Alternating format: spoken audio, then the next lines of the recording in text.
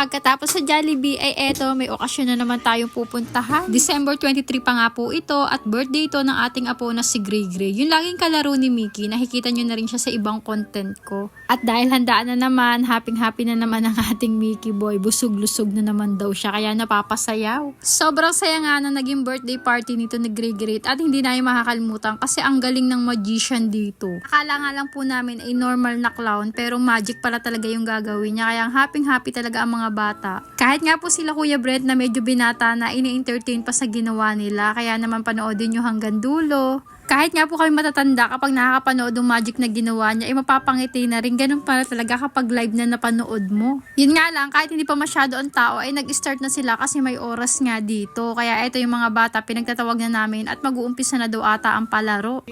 Ikot, then wave. Wave, itaas, ibaba, itaas, ibaba, and happy birthday.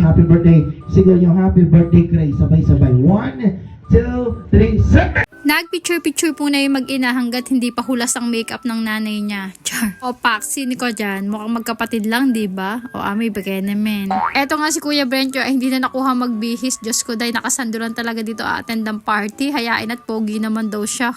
Ang galing nga rin na magician nito kasi bago daw nga mag-umpisa ay mag-picture-picture muna yung mga pumuntang bata para may souvenir daw si Gray. O diba, hindi ko nga naisip yun eh.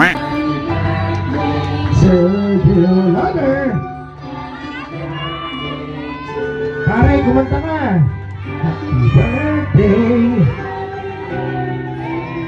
Yay!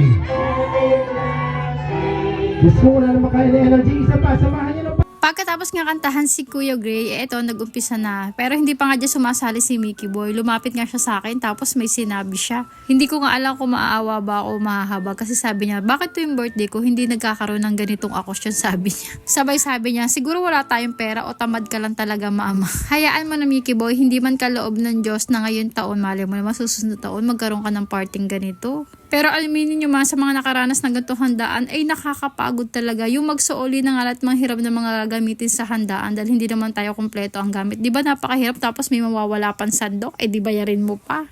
Ranas na ranas nga namin dyan. Yung alam nyo ba yung uso pa nun ay nito, manghihiram tayo ng dito. Tapos pag sinuoli sa atin, wala na, kulang-kulang na. Eh Diyos ko sa mahahanapis, susunsunin mo pa yung mga kapitbahay mo nag-uwi ng handa nyo. Hay talaga naman, gumastos ka na stress ka pa.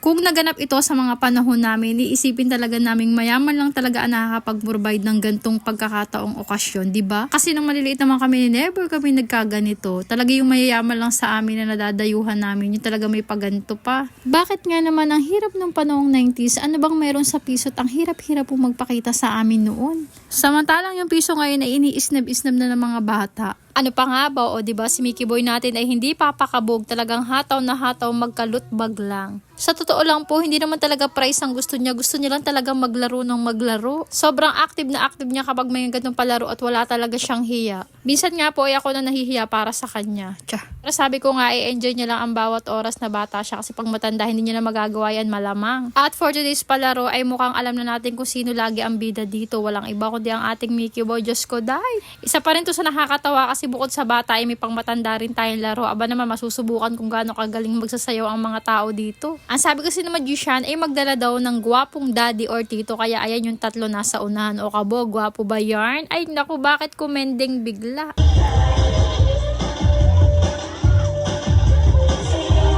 Bang kantahan si Gray ng happy birthday? Ako, nalabas ang dila.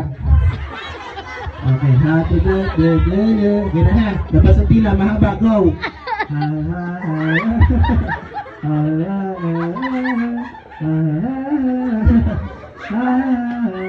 Ay, palapakan niyo naman!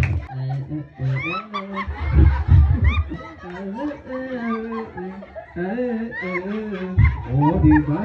Go!